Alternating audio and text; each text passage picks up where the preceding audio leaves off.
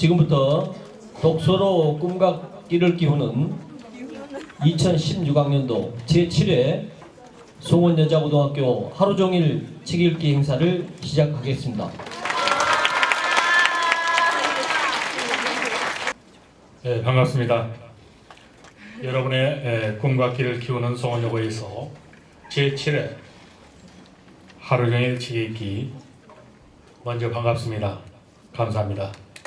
그리고 이렇게 오늘 참여하신 우리 독서 멘토 선생님들 환영합니다.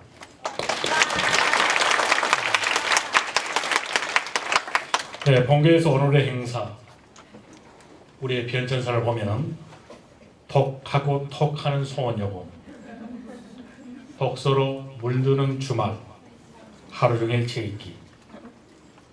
어떤 해에서는 독서 리더와 함께 읽고 토론하는 느낌 있는 독서, 물음 있는 독서, 하루종일 책 읽기. 여러 형태에 의해서 올해 이번 해수가 제7회를 맡게 됐습니다. 이런 행사를 갖게 되어서 영광스럽게 생각합니다. 오늘 독서 멘토와 함께 10개의 모둠별로 오전 9시부터 오후 5시까지 독서 리더와 함께 책을 읽고 토론하는 하루종일 책 읽기 시간을 갖는 것은 송원여고의 독서교육 프로그램 중에서 선상에서 기획된 행사이기에 더 큰 의의가 있다고 봅니다. 오늘 여러분은 하루종일 책을 읽으면서 올바른 독서 습관 형성과 독서의 즐거움을 직접 체험하는 행사가 될 것입니다. 또한 책을 읽고 독서 토론을 통해 상대방의 의견을 경청하고 자신의 관점에서 전달하는 법 등이 모둠별로 진행되는 경험을 통해서 앞으로 여러분은 각자의 학급에서 독서 리더가 되기를 희망합니다. 책만큼 큰 힘을 가진 것은 없습니다. 여러분의 독서하는 습관으로 책은 여러분의 친구이자 스승이 될 것입니다.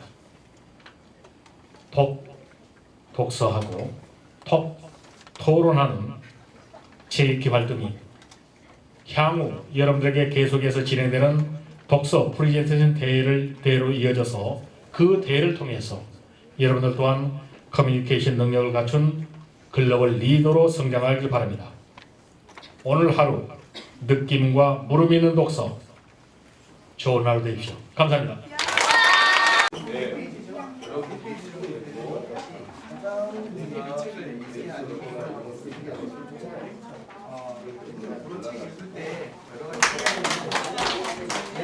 오늘은 이걸 써야 되잖아. 책을 내가 이걸 선택해야 되겠다 말할 때 뭔걸 생각했었어? 페이지 넘겨가지고 시작하는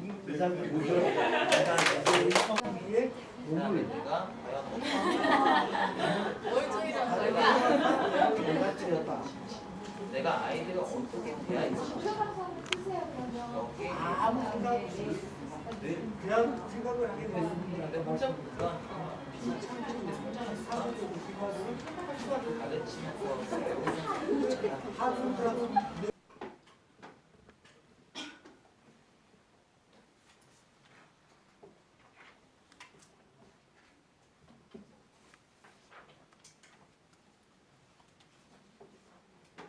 저녁에 잠을 못 자요. 대부분 항상 1시 반 정도 자거든요. 선생님이랑 수업하는 사람이 잘 수업할 때쯤에 이것을 믿었을까요? 안 믿었을까요? 디자인 용어를 그렇게 믿어 11시에서 1시 디자인 용어를 반 우리가 제일 그때부터 말하고 제가 상당히 자, 그래서 이렇게 믿었습니다. 동물들 그러면 그 사람들이 자, 이 말을 더 전해주고 소크라테스는 어떻게 했어요? 염소 그러게 양을 왜 염소처럼 그려야 돼? 가운데. 어쨌든 자, 그래서 여러분이 여기 지금 TV에도 소개가 되었던 중요한 책이었다라고 얘기했습니다. 그렇죠? 네. 그래서 가장 유명한 구절 같이 읽어봅시다. 시작. 하늘의 아버지 사람은 사람 없이도 살 수 있나요? 자, 여러분들은 사랑 없이 살 수 있습니까? 아니요. 맞습니다. 지금 현재 나의 가장 사랑하는 사람들을 떠올려 봅니다. 집에 있는 강아지도 괜찮고 집에 키우고 있는 식물도 괜찮습니다. 사랑하는 사람과 내가 사랑하는 존재들을 떠올려 볼 수 있겠죠.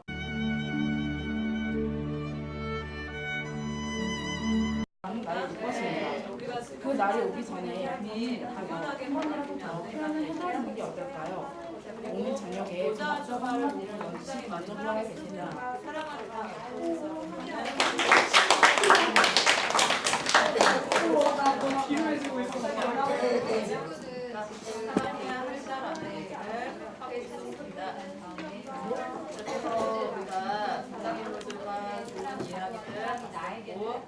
다시 한번 제목의 의미 공유합니다. 자기가 둘셋 사랑스러운 원제목을 그대로 30속과 31속을 보면 그런데 이런 내가 안 생각하는 것을 이해하는 거예요. 그래서 이제 3번 보면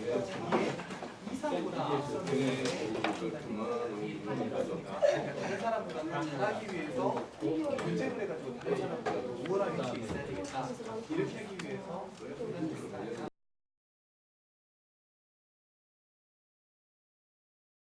먼저 우리 각 팀별로 독서 멘토를 맡으셨던 멘토 선생님들의 소감과 아울러서 학생들의 발표를 진행하는 그런 순서로 갖도록 하겠습니다. 그래서 먼저 고전 소설 속의 역사 여행이라는 책의 독서 멘토이신 송경준 선생님의 소감을 듣도록 하겠습니다. 박수 하겠습니다.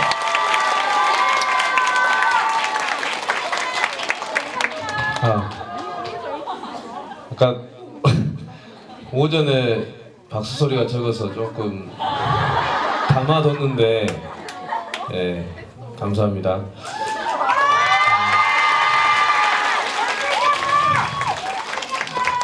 이 책은 고전소설 속 역사여행, 이 책은 제가 대학 때 저희 지도 교수님께서 학생들을 만난다고 하니까 추천해 주셨던 추천 도서입니다.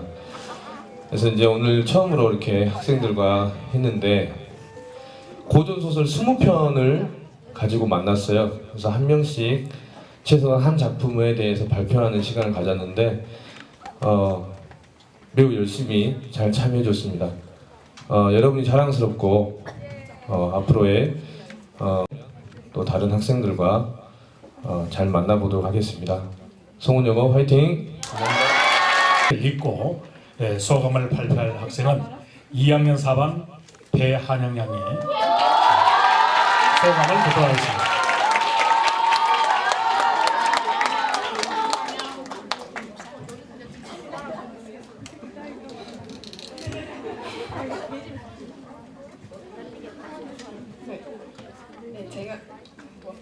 저는 이 책의 간단한 줄거리는 저희에게 익숙한 춘향전이나 신청전, 흥부전뿐만 아니라 처음 들어보는 설공찬전이나 은혜전 등 여러 고전소설을 통해서 그 당시 사회의 모습과 바탕으로 한 사건들의 전개 등 저희가 몰랐던 조선시대의 비밀을 알아가는 책입니다. 제가 가장 인상 깊었던 구절은 미쳐야 미친다라는 구절인데요.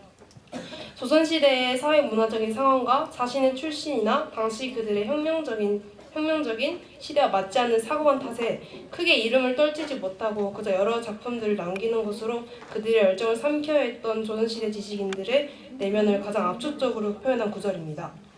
작가가 저희에게 전하고자 하는 메시지는 작가의 말에 이런 말이 나왔는데요. 이 당시 이 책의 원고가 마무리됐던 2002년 월드컵 진출로 대한민국에 대한 애정이 넘쳐났었다. 이 열기가 우리 선조의 삶의 자취가 흠뻑 담겨있는 우리의 고전과 우리 역사 읽기에도 반영되기 바란다는 말처럼 저희도 앞으로 이제 이런 고전과 역사 읽기에도 관심을 가져보자 작가 이런 책을 썼다고 생각합니다. 제가 책을 읽고서 바뀐 생각이나 알게 된 점은요. 이 책에는 20작품의 그 고전소설이 실려 있는데 그 중에 제가 인상 깊게 읽었던 홍경래 전을 읽고 당시 평안도 지역의 지역 차별과 부당한 세도가들의 수탈 등 이런 전말에 대해서 알게 되었고 오늘날까지 이어지는 지역 차별, 그러니까 저희 전라도의 지역 차별과 기득권층만 부유해지는 것을 연상하면서 역사의 반복에 대해서 다시 실감하게 되었습니다. 또 제가 인상 깊게 읽었던 인연왕후전의 이야기에서 그저 여인들의 시기 질투와 그녀들의 인생에 대해서 알 수 있는 이야기였는데요. 실제로 인연왕후는 장희빈 때는 죽은 피해자이며 장희빈은 희대의 요녀라는 인식 때문에 심어지게 된 이런 계기가 된 책인데, 하지만 그녀들은 당시 정쟁의 중심에서 이용되는 하나의 패에 불과했으며 둘 다 비극적인 결말을 맺게 되는 걸 보면서 이 그녀들은 실제로는 정치적 희생양이 아니었나라는 생각이 들게 되었습니다. 저희가 함께 생각해 볼 수 있는 내용에는 역사란 승리의 기록자라는 말이 있습니다.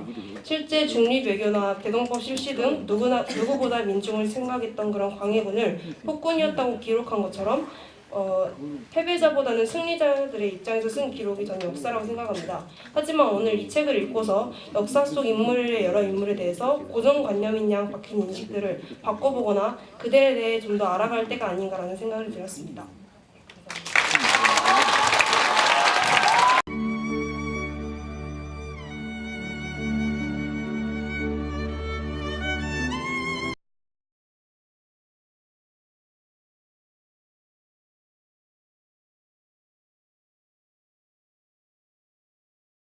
마이클 샌델의 10대를 위한 정의란 무엇인가 책을 읽은 팀에 독서 멘토로 참여하신 우리 동신대학교 도서관 임산웅 과장님을 모시겠습니다.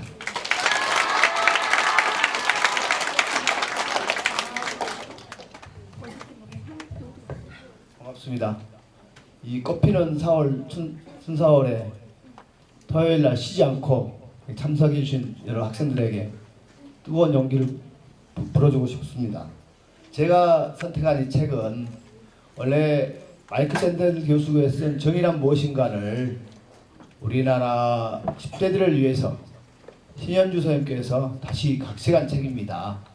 그래서 여기에서 저희들이 이번에 이 책에는 주제가 20개로 나눠져 있어요. 그래서 각 파트별로 찬반 토론을 할 수 있게끔 잘 돼 있더라고요. 그래서 선택을 했고요.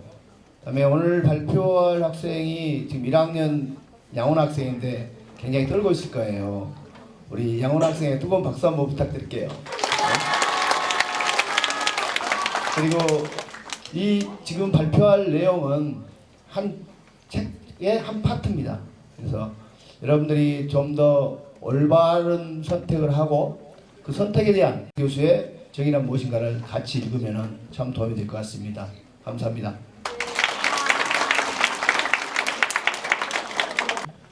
1학년 1반 양원아 학생으로부터 그 소감을 듣도록 하겠습니다.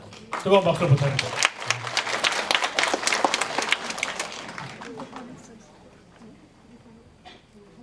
안녕하세요. 1학년 1반 양원아입니다.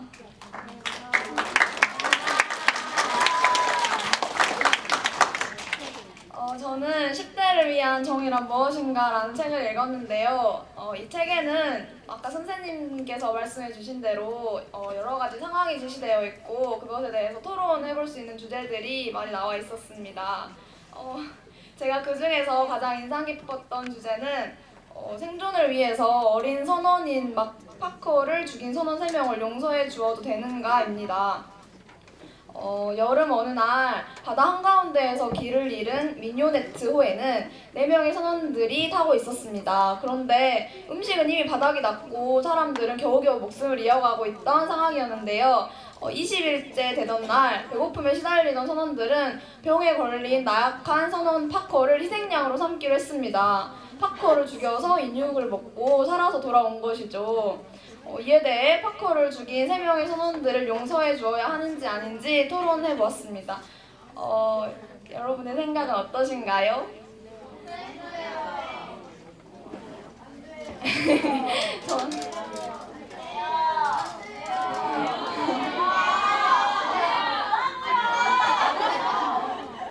저는 이 3명의 선원들이 용서받아도 된다고 생각했습니다. 미녀네트 후 선원들이 살아남기 위해서는 어쩔 수 없는 선택이었기도 하고요. 파커 희생이 아니었다면 남아있는 선원들 3명까지 모두 굶어 죽었을 것입니다. 어린아이를 죽인 것은 당연히 옳지 않은 행동이지만 나머지 3명의 선원들도 살아남기 위해서 먹어야겠다는 본능을 쫓은 것이기 때문에 그들을 용서해야 한다고 생각합니다. 또 아무것도 해보지 않고 선원 4명이 모두 굶어 죽는 것보다는 파커의 죽음으로 3명이 살아남아 그족과 행복해하는 것이 최대 다수, 최대 행복이라는 공리주의의 입장으로 봤을 때 옳은 행동이라고 생각하기 때문입니다. 그러므로 3명의 선원들에게 항상 파커의 희생을 생각하고 열심히 살 것을 당부하면서 그들을 용서해 주어야 한다는 것이 제 생각이었습니다. 위의 주제 외에도 다음과 같은 주제 외에도 여러 가지 주제로 언니들하고 친구들하고 함께 토론해 보면서 제 생각에 폭을 넓힐 수 있었고요. 공리주의나 생명의 존엄성, 계약의 유효성 등 평소에는 생각해볼 기회도 없었던 문제들에 대해서 깊이 생각해볼 수 있는 의미 있는 시간이었습니다. 감사합니다.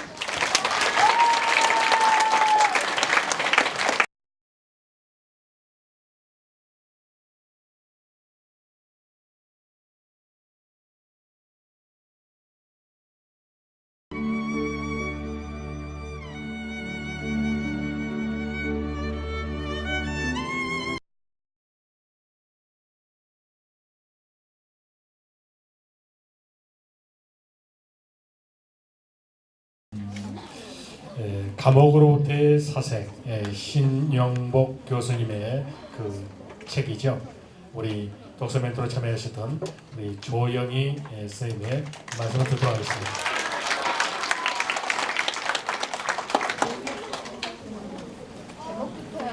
제목에서 느껴지는 감옥으로부터의 사색이에요. 아침에 운전하고 오면서 우리 이 시간이 감옥이 되면 어떡하나, 지루하지 않을까 조금 염려스러웠었거든요. 그 감옥으로부터의 사색이라는 책 자체가 결코 쉬운 책은 아닐 거라는 생각이 들었어요. 왜냐하면 한자어가 많이 들어있어서 이해하는데 어려워서 감옥이라는 오늘 하루가 책 읽기 행사를 하는 친구들이 감옥으로 느껴지면 어쩌나 하는 우려를 했었는데 같이 읽고서 소감 말하고 그 다음에 뭔가에 대해서 얘기를 했었을 때 결코 감옥은 아니었다라는 생각이 들어요. 그 다음에 그 친구들이 감옥에서 그 야자 시간이나 혹은 학원에서 숙제 때문에 성적 때문에 내 삶이 어느 하나의 틀에 갇혀져 있는 감옥으로 생각하지 않고서 오늘 책을 읽고서 친구들이랑 얘기를 했었을 때 감옥이 아닌 새로운 나를 발견하는 시간으로 변전할 수 있는 시간을 갖게 돼서 굉장히 기뻤어요. 그리고 저희는 발표를 하는 친구들을 그 4명을 일단은 뽑았는데요. 책을 보는 관점에 따라 달랐어요. 그러니까 한 명마다 4명 다 글을 썼는데 그 글 쓰기에 관점이 달랐는데 제가 보니까 너무너무 좋아요.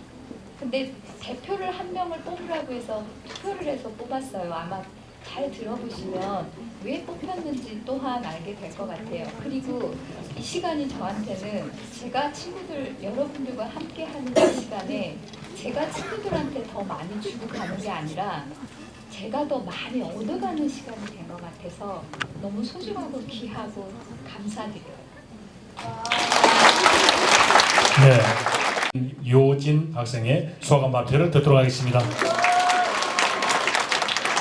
하루 종일 책 읽기 감옥으로부터의 사색에 참여한 1학년 5반 김유진입니다. 우리는 서로 어떠한 관계를 뜨개질해왔던가? 제가 이 책을 읽으며 가장 마음에 든 구절 중 하나입니다. 감옥으로부터의 사색은 신영복 선생님의 옥중서관으로 가족에게 보낸 편지를 모아둔 것입니다. 그렇기 때문에 이 책에서는 가족과 서로에 대한 배려가 정말 잘 드러나 있어요. 하지만 왜 우리 사회는 누군가를 괴롭히고 학대하고 또 무시하는 걸까요? 어떤 인연으로 만나 소중한 관계를 맺은 사람인데 우리 사회는 왜 이러는 걸까요? 배려심이 결여된 사회, 저는 이것이 현대사회의 가장 큰 문제점이라고 생각합니다. 책을 읽다 보면 이상한 점이 있는데요. 신영복 선생님께서 자신의 교수님, 형수님에게 아무 거리낌 없이 자연스럽게 편지를 쓴다는 점입니다. 또한 20년 동안 감옥 생활을 하는 동안 쓴 수많은 편지들 중 자신의 고난과 처지가 드러나는 편지는 단 한 개도 없습니다. 세상에 자식이 형을 선고받았는데 슬퍼하지 않는 부모님이 어디 있을까요? 그렇기 때문에 신영복 선생님은 자신의 감옥에서의 처지를 편지에서 언급하지 않았습니다. 아마 부모님께서 자신을 걱정하지 않았으면 하는 마음에서일 것입니다. 이것이 바로 작은 배려입니다. 우리는 사회 공동체가 해체되고 축소됨에 따라 배려의 모습을 잘 찾아볼 수 없게 되었습니다. 배려심이 결여된 사회, 이를 극복하기 위해서는 우리는 어떤 태도를 취해야 할까요? 소통의 단절, 저는 이것을 가장 큰 문제점이라고 생각합니다. 개인화된 사회, 자동화된 사회는 배려심을 잊게 만듭니다. 신영복 선생님이 20년간 머물렀던 감옥은 당연히 소통이 단절된 공간입니다. 하지만 선생님께서는 단절된 공간에서도 끊임없이 외부와 편지로서, 글로써 소통하였고 이러한 방법들로 배려의 모습을 보여주었습니다. 우리는 서로 어떠한 관계를 뜨개질 해왔던가 라는 문장에서 볼 수 있듯이 관계는 두 사람 또는 그 이상이 서로 배려와 공감을 통해 만들어 나가는 것입니다. 그리고 우리는 그 관계 속에서 소중한 여러 사람들을 만납니다. 그 소중한 사람들과의 관계를 잘 유지하기 위해서는 배려의 자세가 반드시 필요합니다. 저는 이 책을 읽으면서 배려라는 가치에 대하여 깊게 생각해 볼 수 있었습니다. 소통이 단절된 곳에서도 배려라는 가치를 실천한 신영복 선생님이 대단하다고 느꼈고 그런 선생님의 모습에서 정말 많은 것을 느낄 수 있는 시간이었습니다.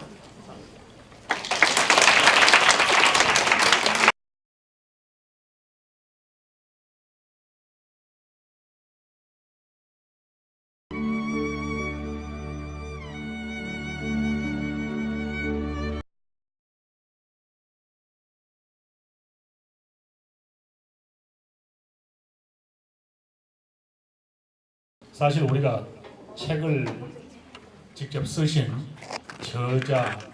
저자님과 같이 그 시간을 보낸다고 하는 것은 그야말로 복받은 팀이죠. 그렇죠? 그래서 오늘 당신은 아직 걷지 않았다. 저자이신 우리 정민호 작가님을 독서 멘토로 독서 멘토를 소개합니다.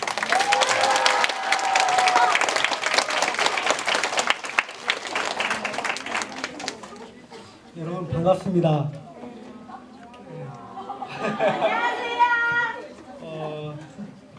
저는 오늘 이 행사에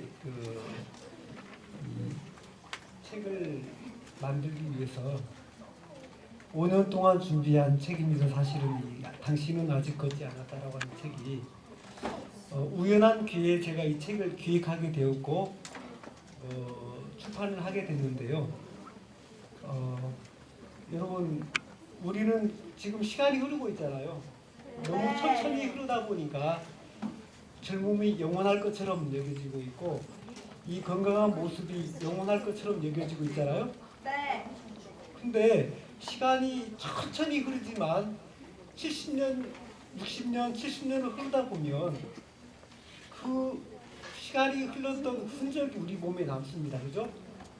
그래서 우리가 밖에 다니면서 많은 분들을 보면 나이 드신 분, 그러니까 70이 되고 80이 되신 분들 보면 여러분들도 그런 몸이 되고 싶습니까? 아니요. 왜요? 네. 너무 몸이 많이 이렇게 무너진 분들이 많잖아요. 그죠? 네. 그리고 또 걷는 것에도 굉장히 불편해하는 분들이 많습니다.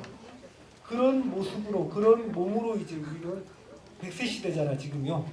그러면 30년 이상을 그렇게 살아야 돼요. 그러면 과연 그 인생이 즐거울 수 있을까? 아니겠죠.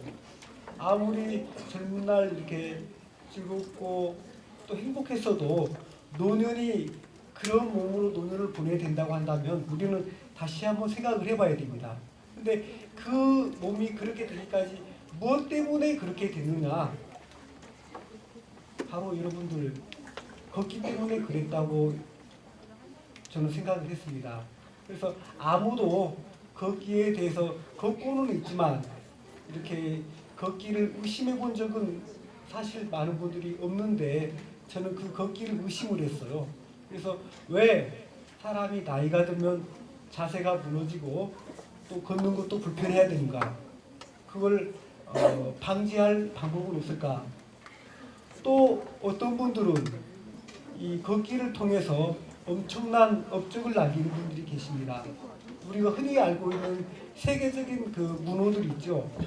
과학자들 이런 분들 대부분이 걷기에 일가견이 있는 달인들이었습니다. 그러면 우리도 얼마든지 지금 걷고 있지만 이 걷기를 조금만 더 활용한다고 한다면 우리의 삶의 질이 훨씬 더 좋아지고 우리의 남은 또 노년이 행복할 수 있다고 저는 생각을 했습니다.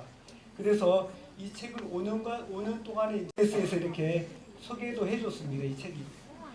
그래서 이 책을 통해서 걷기는 숨 쉬는 것 다음으로 많이 하는 동작이지만 놀랍게도 걷기에 대해서 한 번도 생각해보지 않는 사람들이 많습니다. 사실이죠? 네. 또 자신은 걷기에 문제가 있는 것은 아닌지 불안해하기도 합니다. 어떤 분들은. 또 어떤 분들은 큰 문제가 있음에도 전혀 문제 삼지 않습니다. 여러분, 저는 한 가지 묻고 싶습니다. 뭐냐면 만약에 안전을 장담할 수 없는 자동차가 있다고 한다면 지금 굴러가고 있다 하더라도 위험한 물건이 되겠죠. 예, 그런 것처럼 우리의 걸음도 위험할 수가 있습니다. 맞습니까? 네. 그렇다고 한다면 여러분, 여러분들은 여러분들의 걸음으로부터 안전한지 한번 생각해보는 기회가 되시길 바라고 도서관에 책이 비치되어 있습니다. 꼭 한 번씩 읽어보시기를 권합니다. 감사합니다. 당신은 아직도 걷지 않았다에 읽은 그 소감을 2학년 6반 조하연 양이 소감을 발표하도록 하겠습니다. 제가 오늘 독서 멘토와 함께하며 읽은 책은 당신은 아직 걷지 않았다라는 책이고 책의 작가분이 직접 멘토로 오셔서 더 많은 것들을 알 수 있었습니다. 저는 평소에 걷는다에 대해 한 번도 진지하게 생각해 본 적이 없습니다. 단지 걷는 것은 걷는 것일 뿐이고 그 이상 그 이하의 의미도 가지지 않는다고 생각했습니다. 그래서 이 책을 처음 봤을 때는 제목을 보고 의아했습니다. 당신은 아직 걷지 않았다라는 의미는 도대체 무슨 뜻일까? 누구나 쉽게 아는 걷는 것이 왜 시작되지 않았다는 것일까? 라는 생각이 들었습니다. 이 책을 선택한 이유도 아마 제목 때문일 것입니다. 걷는 것은 우리가 생각하는 것보다 훨씬 많은 가치를 담고 있었습니다. 올바르게 걷는 것으로부터 올바른 생각, 올바른 마음가짐이 시작된다는 것입니다. 어쩌면 바른 자세로부터 모든 것이 시작될지도 모릅니다. 자신의 몸의 중심을 스스로 정하고 그 중심을 지키며 걷는 것이야말로 삶이 즐거워진다고 작가는 전하고 있습니다. 올바르게 걷고 몸의 균형을 지키면서 습관 하나하나를 변화시킨다면 모든 일을 도전하는 데 꼭 필요한 건강이 지켜질 것이고 행복할 수 있는 조건이 갖추어지지 않을까라는 생각이 듭니다. 그리고 행복에 대해 이곳에 계신 모든 분들에게 작가님 대신 꼭 전하고 싶은 말이 있습니다. 당신의 가능성과 행복을 멀리서 찾으려는 순간 잡을 수 없는 파랑새가 되고 만다고. 행복은 절대 멀리 있지 않고 어쩌면 사람들은 행복 위에서 행복에 목말라 하고 있을지도 모른다고. 이상입니다.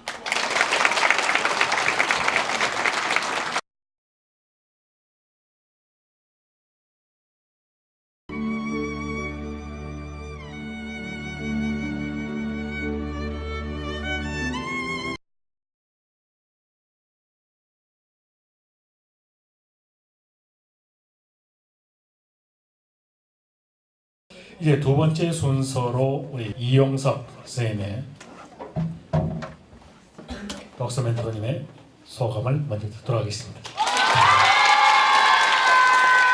개인 심리학자이죠. 아들러라는 사람인데 굉장히 철학적인 이야기여가지고 조금 어려울 수도 있겠다라는 생각을 하고 봤는데 물론 좀 어렵습니다. 선생님이 이제 소감이라고 한다면은요 이렇게 생각합니다.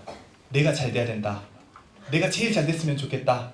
이게 도대체 무슨 말이냐? 왜 너 저렇게 이기적으로 생각하느냐? 이렇게 생각할 수 있지만 내가 행복해야, 내가 가장 행복해야 그 다음으로 다른 사람의 행복을 위해서 좀 살 수 있다. 이제 이런 얘기예요. 그래서 다른 사람들도 다 이렇게 내가 행복하면 다른 사람에게 행복을 나눠주고 그 행복을 느낀 사람들이 또 행복을 느끼고 사회 전체가 이제 행복해지는 이제 그런 거거든요. 그래서 자기 자신 행복을 가장 중요하게 생각하는 그런 이야기지만 사실은 어떤 우리가 살고 있는 공동체에서 가장 중요하게 생각하는 더불어 사는 거, 가장 자신의 이제 행복을 중요하게 생각하면서 더불어 사는 거, 네, 여기에 초점이 맞춰져 있습니다. 조금 어렵긴 한데 읽어볼 만한 충분한 가치가 있다고 생각합니다. 네, 꼭 읽어보세요. 알겠죠? 네. 그래요.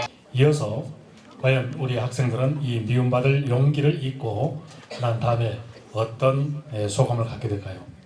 1학년 3반이네요. 1학년 학생 김정은 학생의 소감을 듣도록 하겠습니다.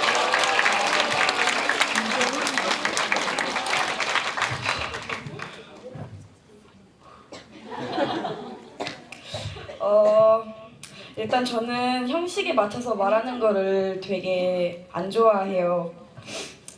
일단 제가 이 책에 대해서 소개하기 전에 저에게 이 책이 어떻게 다가왔는지를 먼저 말씀드리려고 합니다.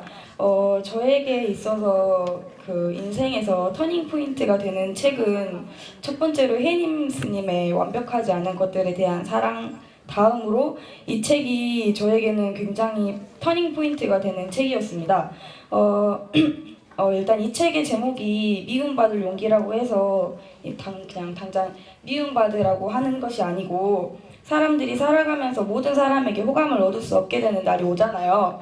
당연히 뭐 사람들이 다 자신을 좋아할 수도 없게 되고, 그래서 그때 이 책 속에서 미움받을 용기를 잘 활용하면서 더 나은 제가 되겠다고 생각하게 되는 책이었습니다. 미움받을 용기를 가지면서 자신에게 초심을 잃지 말고 나 자신에게 더 집중하라는 함축적인 의미가 담겨져 있습니다.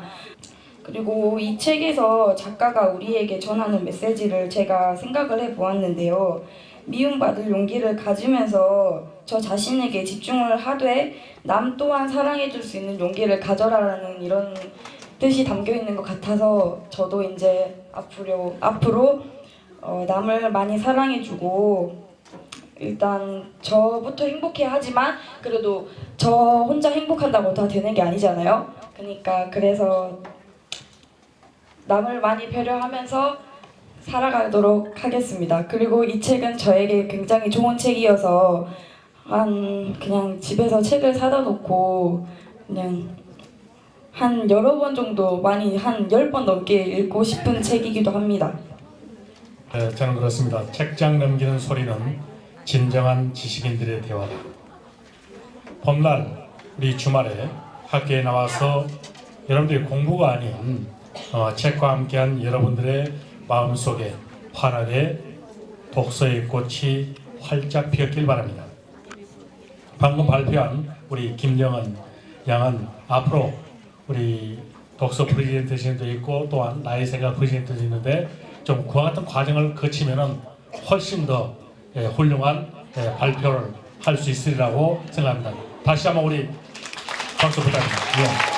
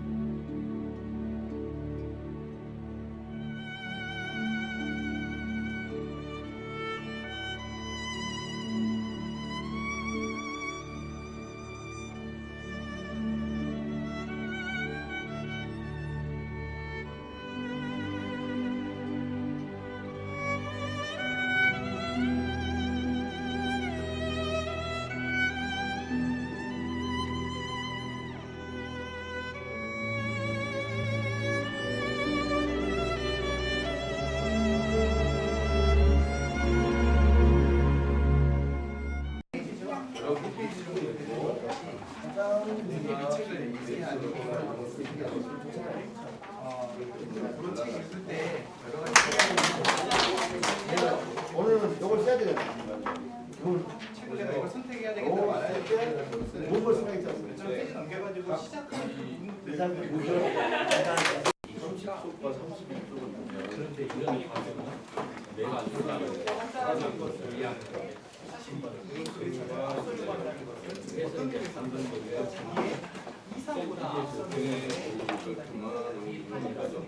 다른 사람보다 잘하기 위해서 경쟁을 해가지고 다른 사람보다 더 우월한 위치에 있어야 되겠다. 이렇게 하기 위해서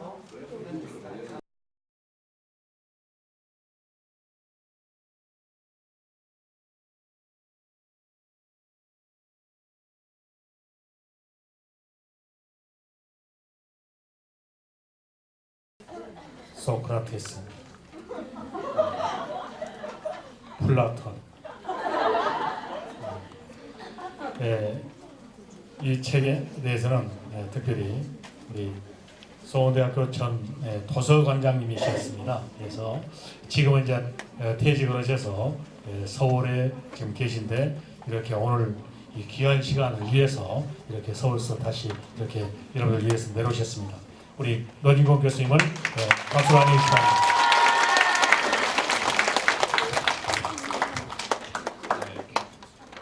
반갑습니다. 제가 지금 감기로 목소리가 좀 안 좋아서 죄송합니다.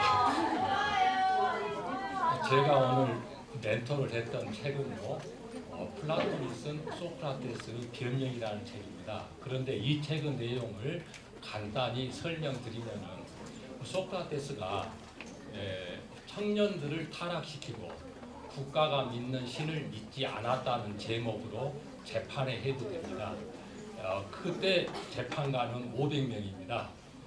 그래서 500명 재판관 앞에서 처음부터 이야기 시작해서 그 다음에 사형 선고를 받고 마지막 말을 할 때까지를 소크라테스 제명이라기보다는 변론이죠. 그래서 이 변론이 그 핵심 내용이고요. 또 이제 이 변론을 마치고 그 다음에 역시 그 플라톤이 쓴 책에 파이돈이라고 하는 책이 있습니다. 그 책에서 이제 소크라테스가 사형 선고를 받고 사형을 당하는 과정을 또 플라톤이 아주 세세하게 써놨거든요. 그래서 그 부분까지를 오늘 같이 독서를 했습니다. 해서 이제 저는 이제 고전이다. 자, 소크라테스 변명이나 파이돈이라고 하면은 지금으로부터 2500년 전에 쓴 책입니다. 그래서 고전 중에 고전이죠. 그런데 저도 옛날 학생 시절에 마찬가지였습니다만은 고전이라고 하면은 왠지 좀 뭐랄까요? 그저 쉽게 읽기 힘든 책이라고 생각을 하지요. 그런다고 해서 요즘은 또 학생부에 독서 기록이 있는데 고전을 전부 회피하고 읽기 쉬운 책들만 또 읽어서는 안 된단 말씀입니다. 해서 이제 고전만 읽을 수도 없지만은 고전도 읽어야 된다는 겁니다. 그래서 저는 오늘 그 주안점을 둔 것이 고전이라고 해서 반드시 어려운 것만은 아니다.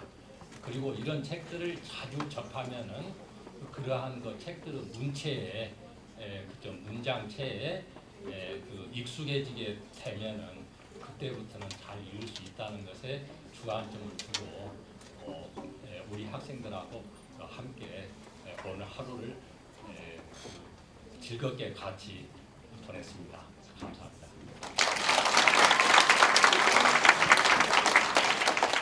네, 플라톤의 소크라테스의 변명이라는 책을 읽고 난 그 소감을 2학년 4반 김서연 양이 발표하도록 하겠습니다.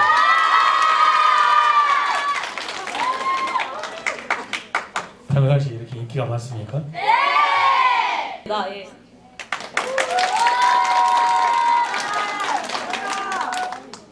네, 저는 이 하루종일 책 읽기 행사에 이제 2번째 참가하는데요.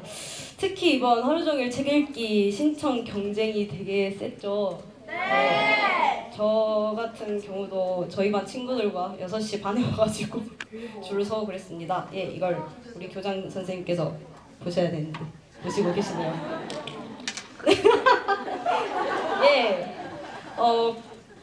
그런데 여러분, 저는 이런 부분에서 저와 여러분들 그리고 선생님들께 되게 멋있다고 감사 인사를 먼저 드리고 싶은데요. 토요일 아침부터 오후까지 이렇게 학교에 나와서 책을 읽는다는 게 쉬운 일은 아니잖아요. 그죠? 네. 그런 의미에서 오늘 제가 말씀드릴 말의 주제이기도 하지만 여러분은 정말 멋있는 사람들입니다.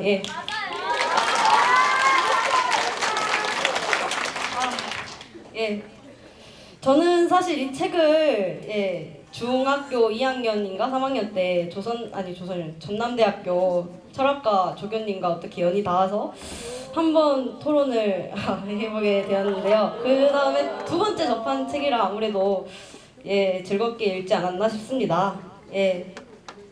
그렇죠. 그럼 이제부터 저는 노진건 선생님과 함께한 소크라테스의 변명이라는 책에 대해서 말씀을 드리고자 합니다.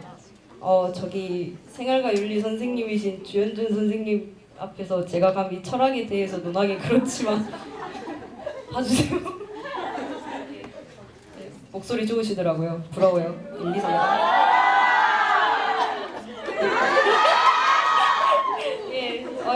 부럽습니다. 2학년 1, 2, 3반. 이 책을 말씀드리기 전에 먼저 이 책의 배경부터 말씀드려야지 여러분들이 이해가 좀 잘 되실 텐데요. 먼저 철학은 잠깐 하겠습니다. 고대, 중대, 근대, 현대 이렇게 네 부분으로 나뉘고요. 그 중에서 잊어버리셔도 돼요. 그런데 소크라테스는 평생 책을 단 한 권도 쓰지 않았어요. 그렇죠? 소크라테스의 변명은 제자인 플라톤이 이렇게 책으로 엮은 것인데요. 여러분 그렇다면 소크라테스 하면 뭐뭐 생각나세요? 그렇죠! 곧 나올 거예요. 조금만 기다리세요. 그러면 뛰어나죠? 아무튼 소크라테스는 멋있죠? 이 뛰어난 철학자인 소크라테스는 왜 변명을 했어야만 했을까요? 그렇죠. 이제부터 말씀드릴게요. 소크라테스는 어느 날 자신이 인간 중에서 제일 현명하다는 신의 계시를 듣게 돼요. 기분 좋겠죠? 하지만 그걸 인정하기 싫었어요, 그는. 그래서 그것을 반박하기 위해 다른 현명하기로 소문난 사람들을 찾아가서 자신이 멍청하다는 것을 밝히고자 노력을 해요. 계속 질문을 하고 계속 물어보고. 하지만 결국 그가 내린 결론은 현명하기로 소문난 사람들이 사실은 멍청하고 자신은 저 사람들이 알고 있다고 생각한 것을 모른다는 것을 알기 때문에 자신이 저 사람들보다 현명하다고 생각합니다. 복잡하죠? 저도 그래요. 그래서 소크라테스는 저 무지몽매한 사람들을 깨우쳐주고자 합니다. 봉사정신이 뛰어나신 분이에요. 그는 그날부터 아침부터 저녁까지 길거리에서 살면서 물론 집은 있었겠죠. 지나가는 사람을 붙잡고 끊임없이 질문을 막 합니다. 거짓말이 나쁘냐 좋냐, 거짓말은 나쁘다. 그럼 애기가 약을 안 먹는다. 그럼 이 약을 사탕이라고 속이고 먹이는 건 괜찮냐? 그럼 괜찮다. 뭔 개소리냐? 아까는 나쁘다며. 이렇게 끊임없이 질문을 던지는 겁니다. 답은 가르쳐주지 않습니다. 여기서 문제는. 이러다 마지막엔 그 유명한 말 한마디를 하죠. 너 자신을 알라. 아니 여러분 근데 한번 생각해 보십시오. 길거리에 어떤 사람이, 심지어 소크라테스가 그렇게 못생겼답니다. 내 팔을 갑자기 붙들고 도를 아십니까? 물론 도가 아니라 정의 이런 걸 물어봤겠죠. 도가 어딨어요.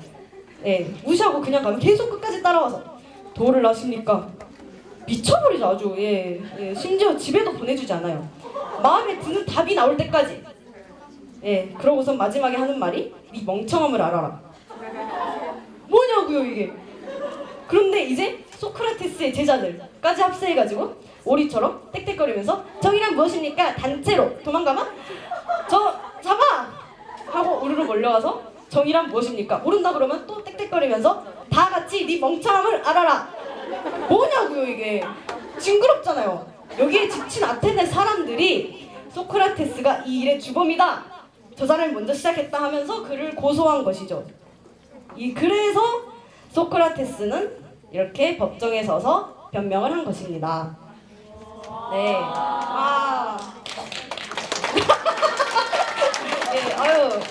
활기찬 성원요. 소크라테스의 변명은 정말 소크라테스의 변명 내용을 그대로 책으로 펴낸 것인데요. 하지만 제가 중3 때 읽었던 책의 제목은 보시다시피 소크라테스의 변론입니다.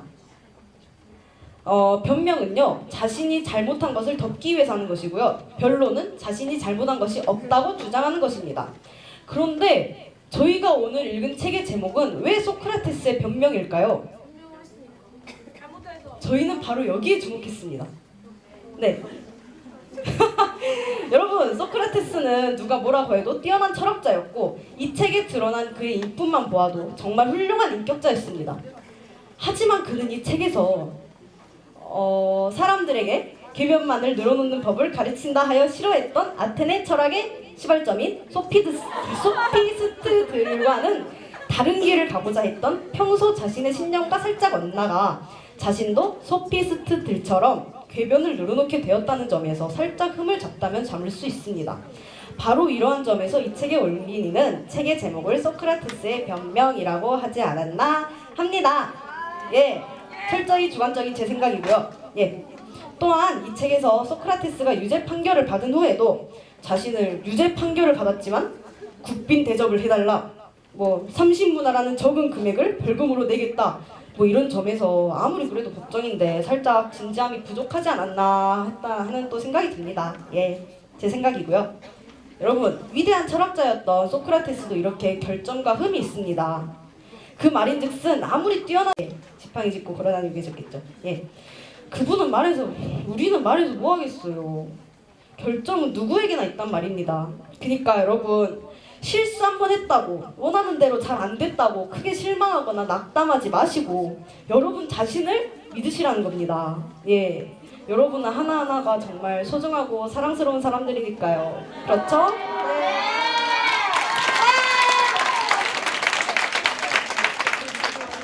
활기찬 송원 요거. 예, 소크라테스와 함께한 오늘 하루 저에게는 매우 즐겁고 뜻깊은 시간이었습니다. 여러분도 그러셨지요? 네, 감사합니다. 역시 송원 요거. 그럼 저는 여러분을 응원하며 이만 마치겠습니다. 지금까지 김서연이었고요. 감사합니다.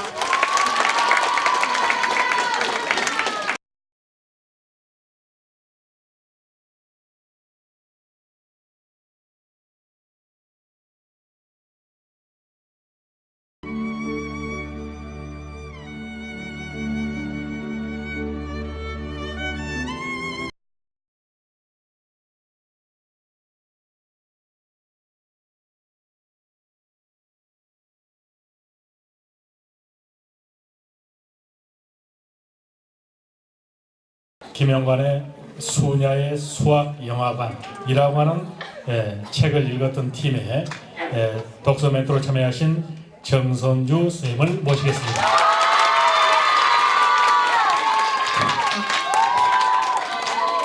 네, 반갑습니다. 수녀의 수학영화관 독서 멘토를 맡게 된 정선주입니다. 먼저 실은 저희 책도 나름 어려운 책이라고 소개를 하려고 했는데 자유론에 묻힌 것 같아요.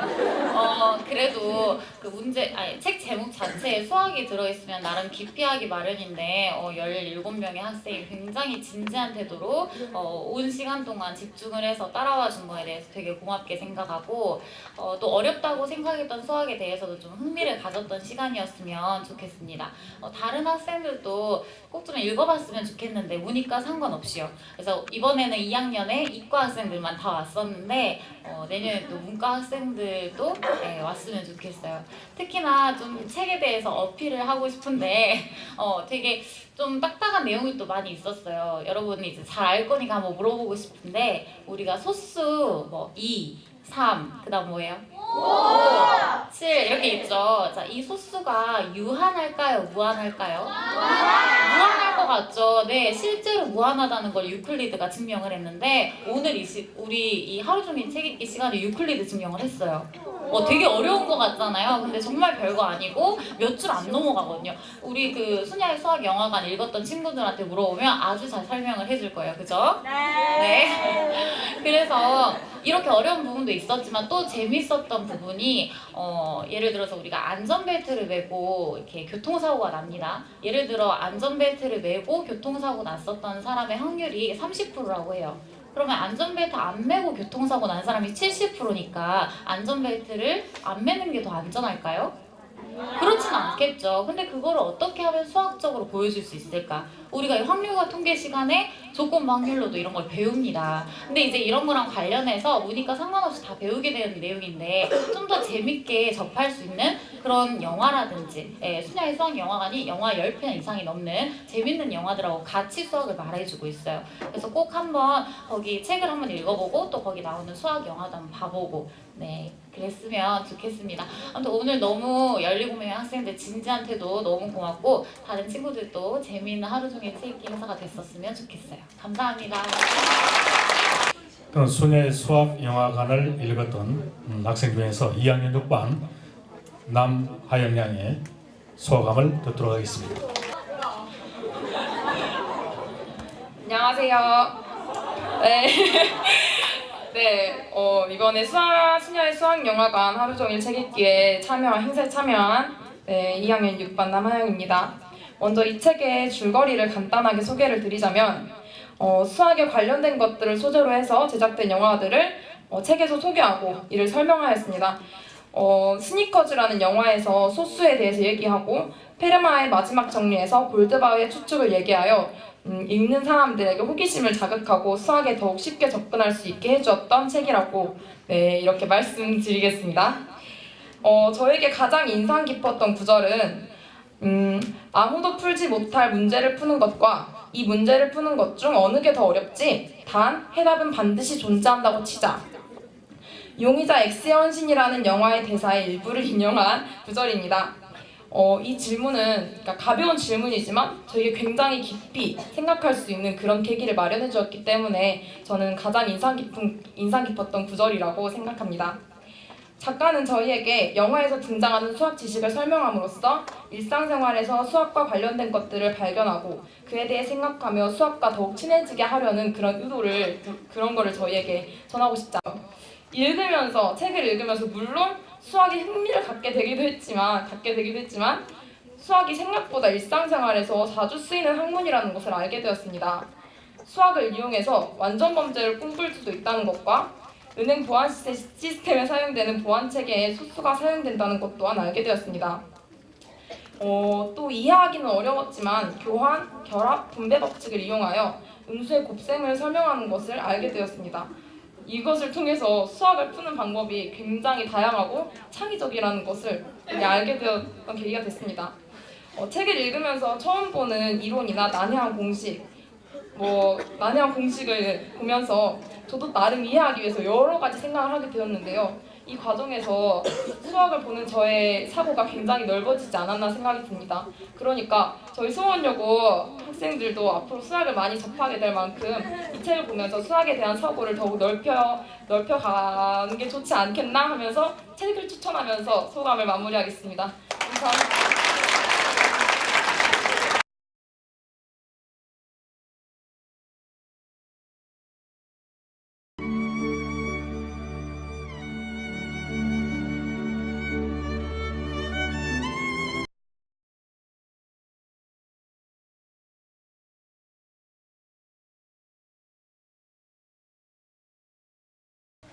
자기 앞에 생 에밀 아자리의 독서 멘트를 마주쳤던 안효 선생님의 말씀을 듣도록 하겠습니다.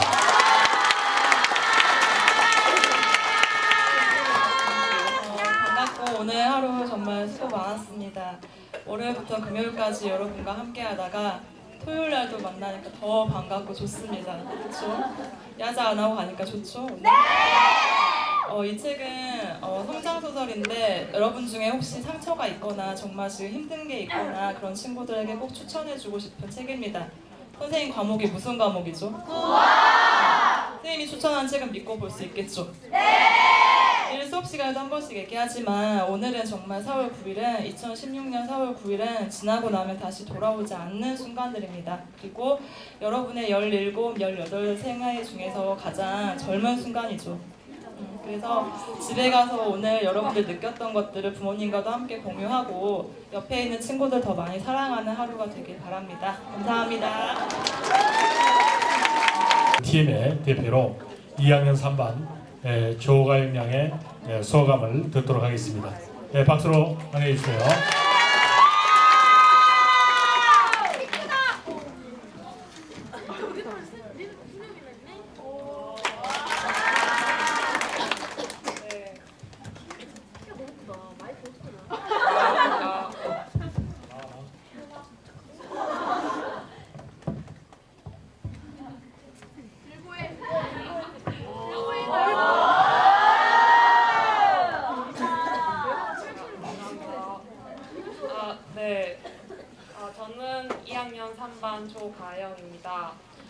먼저 저희는 책을 읽고 쓰는 시간보다는 서로의 소통을 중요시하기 때문에 토론을 많이 하였습니다. 그래서 쓰는 시간도 부족하고 발표자를 뽑는 시간도 부족해서 이렇게 2차주차 하다 보니까 제가 나와 있네요. 그래서 저희는 안효선 쌤과 함께 에밀 알자르의 자기 앞에 생을 읽게 되었습니다. 처음에는 이 책의 제목과 표지를 보며 이 책은 어려운 책인가 라는 생각을 많이 하였지만 그와 반대로 아주 쉽고 재미있게 읽을 수 있었습니다. 먼저 간단한 줄거리를 설명하자면 로자 아줌마가 나오는데 로자 아줌마는 은밀한 집이라는 집에서 상녀의 아이들과 이 책의 주인공인 모모와 함께 살고 있습니다. 이런저런 일들을 11년 동안 같이 생활하다 보니 서로가 의지가 되고 모모와 로자 아줌마는 서로에게 중요한 존재가 됩니다. 하지만 나이가 많은 로자 아줌마는 갈수록 몸이 허약해지며 결국은 노쇠 현상으로 인한 치매에 걸리게 되어 죽고 맙니다. 그 다음이 궁금하시겠지만 저는 여기까지만 설명해 드리겠습니다. 그래야 여러분이 이 궁금증으로 이 책을 읽게 되겠죠? 그래서 이 결말을 꼭 알아내시길 바랍니다. 자, 다음으로 가장 인상 깊었던 구절보다는 유명한 구절 2개를 설명해 드리겠습니다. 몸사람은 사랑 없이 살 수 없다고 나옵니다. 그리고 완전히 희거나 검은 것은 없단다. 흰색은 흔히 그 안에 검은색을 숨기고 있고 검은색은 흰색을 포함하고 있는 거지 라는 유명한 구절이 있습니다. 그리고 작가가 우리에게 전하는 메시지는 사람은 사랑 없이 살 수 없다. 나의 생을 사랑하기 위해서는 나를 사랑해야 하고 나를 사랑하기 위해서는 내 안의 고독을 정리하여 바라볼 수 있어야 한다. 라는 말을 작가가 우리에게 전하고 싶어 한다고 생각합니다. 자, 다음으로 책을 읽고 나서 생각한 점은 먼저 여기 보시면 이 책의 작가는 에밀 아자르라고 써져 있는데 그 옆에 가로로 로맨 가리라고 써져 있는데요. 이 책의 작가는 사실 에밀 아자르는 사실 필명이라는 것 사실 필명입니다. 본명은 로맨 가리로 이 로맨 가리는 가면 갈수록 자신이 옛날 작가로 인기가 없어지자 가명인 에밀 아자르로 자기 앞에 상에 써서 공포로상까지 하게 된다는 것을 알게 되었습니다. 그리고 지금 나는 매우 축복을 받았다는 것도 새로 알게 되었습니다. 사실 지금 공부만 하는 나는 매우 불행하고 내 자신이 불쌍하다고 생각하였지만 이 책의 주인공이 모모를 보며 엄마 아빠가 누구인지도 모르고 심지어 나이와 생일까지 모른다는 것. 이렇게 따지면 지금 이렇게 교육이 있고 학교에 성공할 수 없다는 것이 나는 행복하다고 느끼며 즐겁게 생활해야 한다고 생각하였습니다. 이 책에 나오는 타자는 내추 모리누 노동자와 유대인 아랍인 선지자 등을 설명하는데요. 이 타자들 그들의 삶을 감싸는 따뜻한 마음으로 우리와 그들 사이의 경계선이 없어지고 이러한 행동 속에서 이분들의 존중은 대상이 아닌 인정과 합의를 대상이라고 바뀌게 된다고 하는 것을 알게 되었습니다. 여기 있는 책들 중 가장 쉽게 느낄 수 있고 감동을 느낄 수 있기 때문에 꼭 읽어보시길 바랍니다.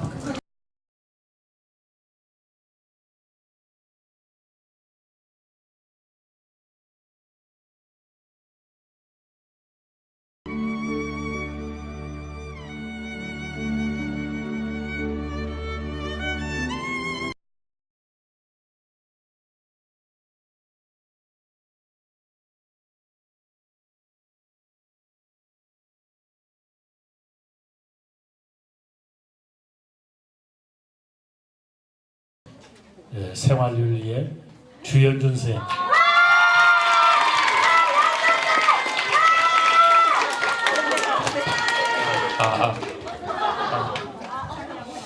네, 책을 선정하면서 되게 고민이 많았습니다. 분명히 이 책이 학생들한테 어려울 거라는 생각을 했기 때문에. 그리고 실제로 저희 반 학생들이 그 책을 다 못 읽고 왔다는 사실을 예상을 했던 것처럼 실제로 많이 못 읽고 왔습니다. 그래도 그럼에도 불구하고 제가 그 책을 선택했던 이유는 꼭 책을 다 반드시 읽어야만 의미가 있는 게 아니라 이렇게 내 스스로는 절대 선택하지 않을 것 같은 책이라서 이런 기회를 빌어서 그 학생들이 고전이라는 게 이렇게 어려운 거구나 하지만 뭐 읽어볼 만한 가치가 있다라는 걸 깨달을 수 있었으면 좋겠다라는 생각에서 그 책을 이제 제가 선택을 했는데 제가 하루 종일 책 읽기를 처음 참석을 해서 그런지 저의 의도가 상당 부분 실패한 것 같다라는 생각을 하고 있습니다. 네. 약간 제가 욕심을 부려서 선택한 부분도 분명히 있다라는 생각이 들고요.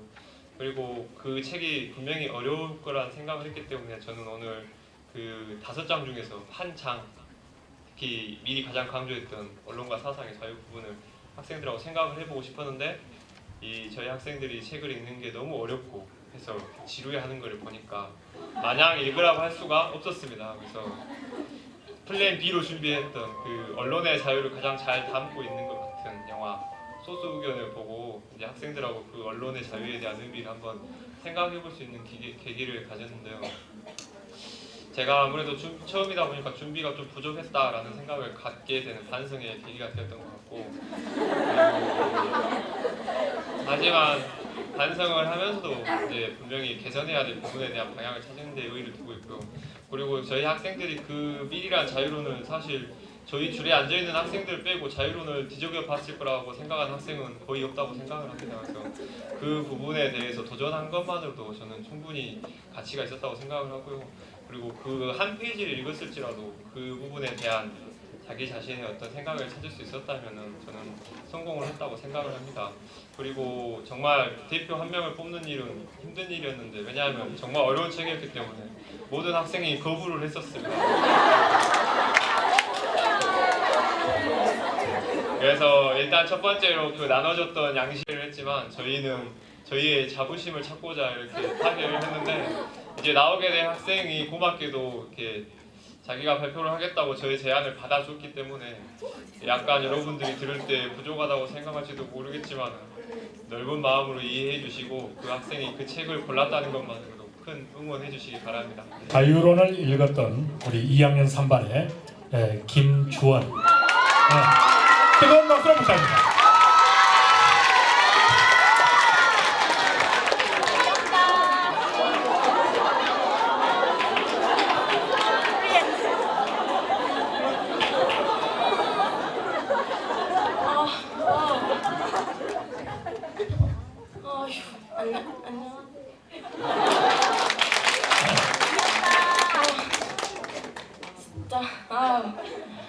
제안을 받아들인 게 아니라 진짜 반강제이긴 하지만 오늘 이 책 그 존 스튜어트 밀의 자유론과 소수 의견을 보고 저희 팀이 느끼는 점을 말씀드리겠습니다. 일단은 진짜 자유론이 너무 어려워서 그 읽어보라고 한 2주 전부터 책을 나눠주셨는데 읽어보려고 노력을 했는데 한 줄 한 줄이 너무 어려워서 진짜 좀 솔직히 이런 책도 처음 봐요 저는. 그래서 진짜 너무 어려워서 진짜 조금 읽고 갔는데 너무 양심이 찔려서 오늘 아침에 네이버에 자유론 줄거리를 찾아서 대충 파악하고 왔는데 그래도 쌤이 엄청 지루했는데 다 읽으라고 안 하고 제일 중요한 2장하고 그 215쪽에 보면 미래 생애라는 게 있는데 그거 2개를 읽고 밀은 어떤 사람이고 또 그런 거에 대해서 알게 됐고 그러니까 줄거리라고 막 이야기 형식이 아니어서 줄거리 딱히 모르겠고요. 이 책을 읽고 이 책을 한마디로 표현하자면 진짜 어렵고 또 미리 추구하는 건 그 남에게 피해를 주지 않는 한에서 자신이 하고 싶은 걸 하는 그런 그게 바로 자유라고 했단 말이에요. 그래서 저도 그걸 잘 새겨서 자유를 잘 누리려고요.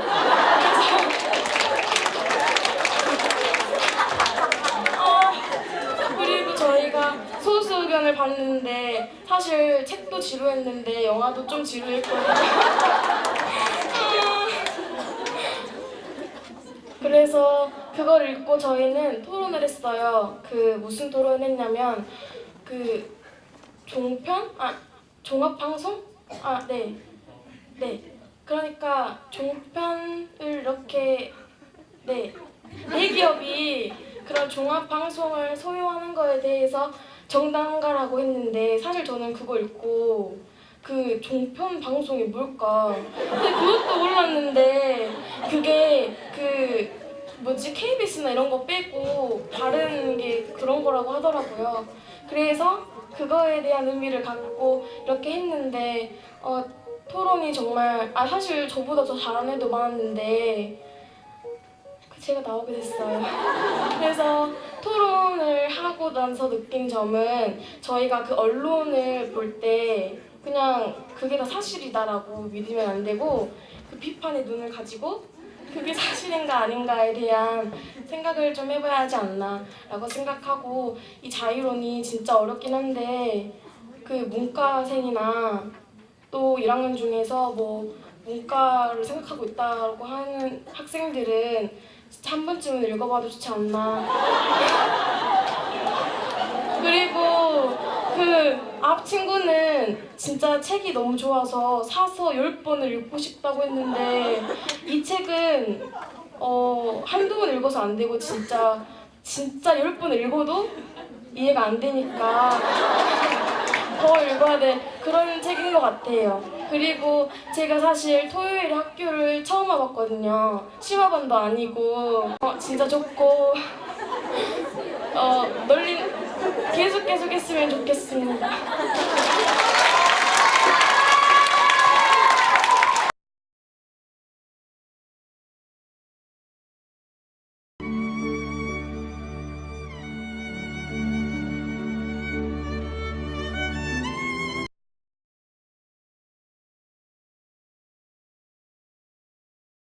저도 대학교 졸업할 때 지도 교수님께서 졸업 과제를 하나 내주셨습니다. 그게 바로 오늘 읽은 나는 선생님이 좋아요라는 책입니다. 혹시 사범대나 교대를 지나고 지금 하고 있는 학생이 있다면은 이 책을 꼭 읽고 가시길 바랍니다. 자, 이 책의 이야기는 지금부터 저랑 같이 함께했던 아이들이 소개시켜 주겠습니다. 자, 그러면 안녕하세요. 저희는 참된 교육을 실천하는 선생님 한 분을 소개해드릴 이유미 백윤아입니다. 나는 좋아요. 여러분은 무엇을 좋아하시나요? 저는 이번 하루종일 책 읽기 행사를 통해 나는 선생님이 좋아요 라는 책을 읽고 고다니 선생님을 만나보게 되었습니다.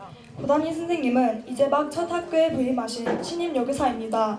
고다니 선생님이 맡게 된 반에는 데스조라는 아이가 있습니다. 어느 날 데스조는 고다니 선생님을 기겁하게 하는 행동을 하게 됩니다. 바로 아이들 앞에서 개구리를 두 쪽으로 찢어버린 것입니다. 어떤 이유로 데스조가 개구리를 죽이게 되었을까요? 히메마스 초등학교에는 쓰레기 처리장 아이들이 많이 다니고 있습니다. 정말 너무 열악하지 않나요? 대개 학교 선생님들은 쓰레기 처리장 아이들을 지저분하다고 편견을 가지고 바라봅니다. 그러나 고다니 선생님은 쓰레기 처리장 아이들에게 동정 어린 관심과 친절함으로 다가가려 노력하지만 많은 벽에 부딪히게 됩니다. 유나 씨는 만약 이런 상황이라면 어떻게 할 것 같아요? 저 같으면 진짜 때려칠 것 같아요. 누구와도 어울리지 않고 말을 하지 않고 오직 파리를 기르는 데에만 강한 집착을 보이는 데스조를 이해하면서 또 데스조에게 어떤 아픔이 있는지를 알아가게 되면서 그 아이의 숨겨진 보물을 고다니 선생님은 발견하게 됩니다. 데스조가 개구리를 죽인 건 바로 그 개구리가 자신이 가장 아끼던 금사자 파리를 먹어버렸기 때문입니다. 이 사실을 모르는 선생님들은 데스조는 이상한 학생이라고 생각하고 또 그렇게 평가하지만 고다니 선생님은 데스조를 이해하고 사랑으로 가르치려고 노력합니다.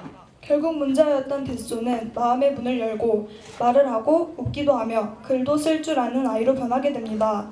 또한 고다니 선생님의 도움에 따라 파리에 대한 관심을 학습적인 면으로 발전시킨 데스조는 더 이상 말도 못하는 멍청한 아이가 아닌 파리 박사로 인정받게 됩니다. 쓰레기 처리장 아이들은 동정을 베풀어야 하는 대상이 아닌 살아있는 소중한 존재, 그 자체로 존중받아야 하는 사람입니다. 이 책의 마지막에는 이런 구절이 나옵니다. 데스조는 선생님의 손을 꼭 잡고 있다. 데스조는 수줍어하다가는 살짝 웃는다. 데스조와 고다니 선생님은 손을 꼭 잡고 큰 소리로 웃는다. 아무 말도 하지 않던 데스조, 그리고 파리 외엔 아무데도 관심을 가지고 있지 않던 데스조가 고다니 선생님에게 마음의 문을 열고 다가가게 된 것입니다. 유미씨, 만약 앞으로 고다니의 인생은 고다니 선생님이라는 변수로 어떻게 바뀌게 될까요? 이제 친구도 많이 생기고 말도 잘하고 학교 공부도 열심히 할 것 같아요. 여러분, 혹시 완득이라는 영화 보셨나요? 네! 이 영화에서도 보여주듯이 사는 게 벅찬 제자를 향한 스승의 무한 관심으로 완득이는 열악한 환경에서도 복싱 선수를 향한 꿈을 키워나가게 됩니다. 학생들에게 있어 선생님의 따뜻한 지도, 관심, 사랑은 정말 중요하다고 생각합니다.